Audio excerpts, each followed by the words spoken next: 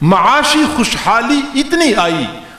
حضور صلی اللہ علیہ وسلم کے زمانے میں، خود آپ علیہ الصلوۃ والسلام کا حال یہ تھا کہ پورا مہینہ گزر جاتا تھا، گھر میں چولہا نہیں جلتا تھا،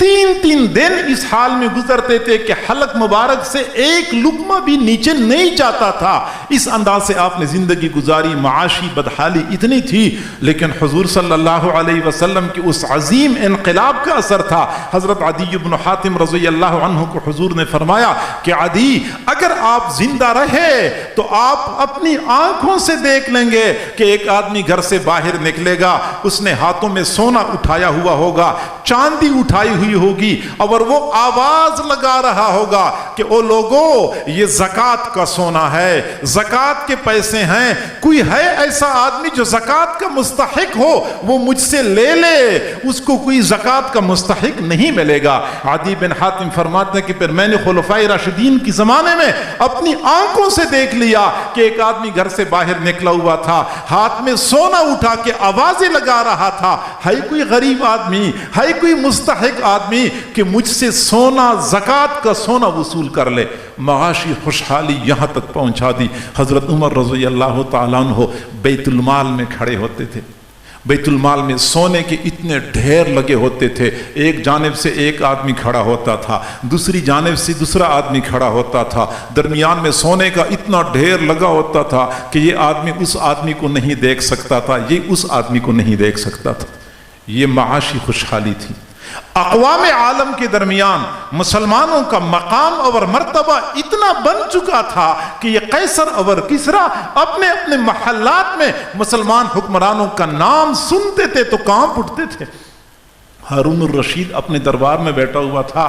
یہ مسلمانوں کے عروج کا دور تھا، یہ مسلمانوں کی ترقی کا دور تھا، یہ عظمت اور عزت کا دور تھا۔ جب ہارون الرشید اپنے دربار میں بیٹھا ہوا تھا، بادل کا ٹکڑا تیزی کے ساتھ ایسے جا رہا تھا تو ہارون الرشید نے بادل کو خطاب کر کے کہا، سیری حیث ما شئت انت سیری، بادل تو جہاں چاہے وہاں چلا جا، تو جہاں چاہے وہاں چلا جا، جہاں تو چاہتا ہے وہاں برس لے، لیکن یاد رکھنا تیرے پانی سے پیدا ہونے والی پیداوار کا خراج میرے بیت المال میں آئے گا۔ تو جہاں جائے گا تیرے پانی سے پیدا ہونے والی پیداوار کا خراج میرے بیت المال میں آئے گا۔ اس انداز سے مسلمان حکمران بادلوں کو خطاب کیا کرتے تھے۔ یہ عظمت کیسے ملی تھی، یہ عزت کیسے ملی تھی؟ ہاں، اللہ رب العزت نے اس کی وجہ بتائی ہے، اس کا نسخہ بتایا ہے۔ چند الفاظ میں پورا مسئلہ کھول کے اللہ تعالیٰ نے بیان فرمایا۔ وہ جو آیت میں نے تلاوت کی شروع میں، اسی آیت میں اللہ تعالیٰ نے سب کچھ بتایا ہے۔ اللہ تعالیٰ فرماتے ہیں فَالَّذِينَ آمَنُوا بِهِ، وہ لوگ جو میرے محبوب صلی اللہ علیہ وسلم پر ایمان لائے، وَعَزَّرُوهُ،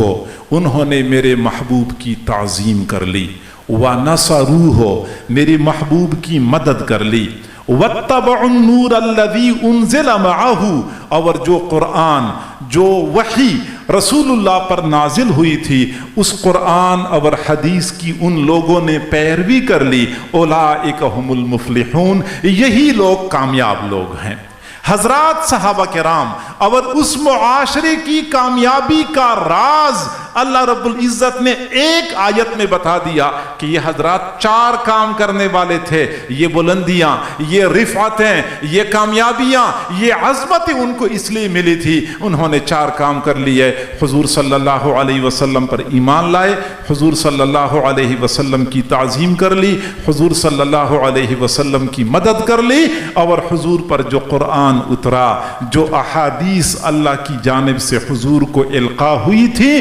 قرآن اور حدیث پہ عمل کر لیا۔ اب یہ تو حضرات صحابہ کرام کے بارے میں فرمایا کہ صحابہ کرام نے یہ 4 کام کیے تھے، اس لیے ان کو بلندی مل گئی۔ آج اگر ہمیں امت مسلمہ پستی کا شکار نظر آتی ہے، اور اقوام عالم کے سامنے گراوٹ کی انتہا کو پہنچ چکی ہے، اس کی بنیادی وجہ یہ ہے کہ ابھی ہم نے ان 4 کاموں کو پورا نہیں کیا۔ آج بھی اگر کوئی بندہ ان 4 امور کی تکمیل کر لے انفرادی زندگی میں کامیابی ہے۔ اگر ہم من حیث القوم اجتماعی زندگی میں ان 4 امور کی تکمیل کریں گے تو امت مسلمہ ایک مرتبہ پھر عظمت رفتہ کو حاصل کر سکتی ہے۔ تو 4 کام: ایمان، اپنے محبوب صلی اللہ علیہ وسلم پر ایمان۔ آپ سب کہتے ہیں کہ ہمارا ایمان ہے، ہم سب کا الحمدللہ ایمان ہے، لیکن حقیقت یہ ہے کہ یہ ایمان کی ظاہری صورت ہے، ہمارے پاس ایمان کی حقیقت موجود نہیں ہے۔ ایمان کیسے ہونا چاہیے، ایمان کا معیار کیا ہے، اللہ رب العزت نے وہ بھی ہمیں بتا دیا ہے کہ آپ کا وہ ایمان آپ کو بلندی پہ پہنچائے گا جو میرے محبوب کے صحابہ کی ایمان کی طرح ہو۔ وَإِذَا قِيلَ لَهُمْ آمِنُوا كَمَا آمَنَ النَّاسِ، ایمان لاؤ جیسا کہ اس وقت کے لوگ ایمان لائے تھے، یعنی جو حضور صلی اللہ علیہ وسلم کے صحابہ ایمان لائے ہوئے تھے، ایسا ایمان لانا اور ایسا ہی ایمان اللہ کے ہاں معتبر ہے۔ حضرت بلال رضی اللہ تعالیٰ عنہ کا ایمان، حضرت سمیہ رضی اللہ عنہ کا ایمان، حضرت عمار، حضرت یاسر کا ایمان، ان صحابہ کرام کی ایمان کی طرح ایمان چاہیے۔ فقط رسمی ایمان، فقط روایتی ایمان یقیناً ہمیں اس بام عروج پہ نہیں پہنچا سکتا جو ہمیں مطلوب ہے یا جو ہمارے اکابر کا ورثہ ہے۔ اور میرے بھائیوں، حضرت سیدنا صدیق اکبر رضی اللہ تعالیٰ عنہ کا ایمان، آج تو تشکیک کا زمانہ ہے،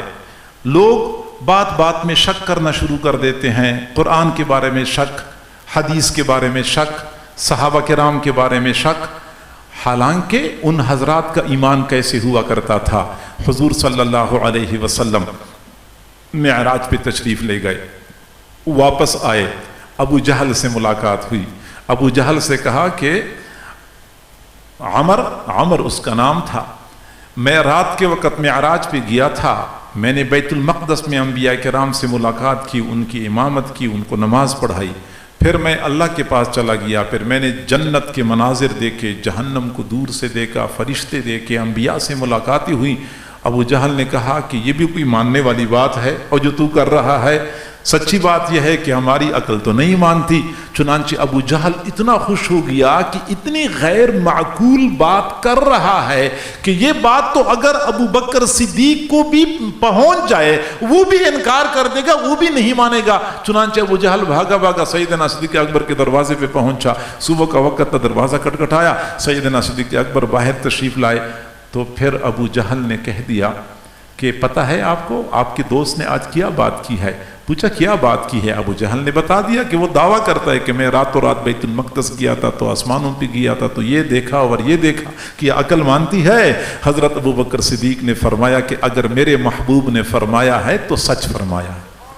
میرے محبوب نے فرمایا ہے تو سچ فرمایا ہے۔ آج تو ہمیں مولویوں کی بتائی ہوئی باتیں اچھی نہیں لگتی، یہ مولویوں کی باتیں ہیں، ہمیں مولویوں کا دین پسند نہیں ہے، ہمیں مولویوں کی باتیں پسند نہیں ہے۔ ہاں، مولوی اپنی طرف سے کوئی بات نہیں کرتے، یہ محبوب صلی اللہ علیہ وسلم کی تعلیمات ہوتی ہیں جو مولوی منبر پہ بیٹھ کے آپ کے سامنے کھولتے ہیں، لیکن آپ مولوی کا بہانہ بنا کے نبی کریم صلی اللہ علیہ وسلم کی تعلیمات سے اعراض کرتے ہیں۔ اور میرے محبوب کے غلام ایسے تھے کہ محبوب کی تعلیمات اگر ابو جہل کی زبان سے بھی سنی ہے تو ان کو تسلیم کیا۔